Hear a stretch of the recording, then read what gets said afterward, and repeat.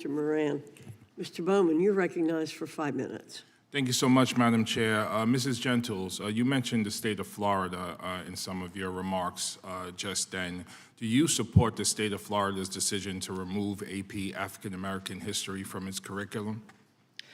That's not something that I have looked into, and I don't think from a federal perspective that Congress needs to get involved in what a state should or shouldn't teach. I'm not sure if that is the role of that isn't the role of the federal government. But I'm asking you your opinion. Do you support the teaching of African American history? Absolutely, I support the teaching of African American history. Fourth grade social studies in Virginia has a real emphasis for that. You also, I'm sorry, reclaiming my time. Do you also support the teaching of Latino history? For sure, yeah. This is so you support the teaching of all history, multicultural history in every American school? You support that? Right. We need to have a robust and full history standards and lessons and curriculum so that all topics are addressed. So do you support the teaching of queer and gender studies in public schools? I'm not sure what you mean when you say queer and gender studies. That doesn't sound like something that would be an elementary level, for example, appropriate topic. What about middle school and high school? Yeah, I'm not sure what you're saying when you're saying queer and gender studies. So I'm a former educator. I worked in education for 20 years. I was a middle school principal for 10 and a half years, and I had students who identified as gay or lesbian or queer, and it was very important for them to feel safe and comfortable and seen and heard and recognized in our school curriculum, and that helped them to have higher levels of self-esteem, self-worth, and it helped them to thrive academically in my school. So I'm just wondering what your thoughts are on that. Do you support the teaching and supporting of queer and gender studies in schools? I honestly am not familiar with a curriculum or a class that would be an appropriate class, queer. What about authors? Studies. What about authors and books? There are many books who are authored by authors who identify as queer. Many of these books in Florida have been, taken off of bookshelves along with many other books. Do you support the removal of classroom libraries in Florida or in public schools across the country? Well, I'm pretty contrary by nature, so when books like To Kill a Mockingbird and other books were being brought up as controversial, then I went out and ordered them to make sure that my daughters weren't kept from reading them in their public schools.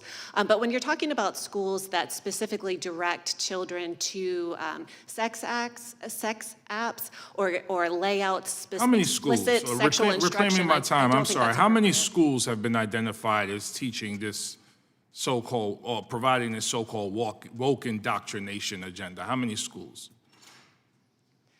So there are examples. Have you identified a number of schools that are so-called implementing a woke indoctrination agenda?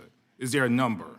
No, that might be something that the committee so there's no number. So in your testimony, but there's anecdotal evidence. In your testimony, you continue to make generalized statements about schools this, parents that, teachers this, but you cannot tell me a number right now of schools that are implementing this sort of curriculum. Let me just reclaim my time. Also in your testimony, you drew a contrast between balanced literacy and phonics. Can you talk to me about that contrast? Yes, thank you for that question. Balanced literacy refers to what's often called as cueing, which is a debunked approach to teaching reading that taught students to guess. It teaches children to memorize words, to guess the sentence based on the context. They look at pictures and they guess, and to skip over words that they're not familiar with. The contrast of that is phonics instruction, what helps children spell out and break down the building blocks. Okay, let me just reclaim my time. As I mentioned, I taught in public schools for 20 years. I was an elementary school teacher.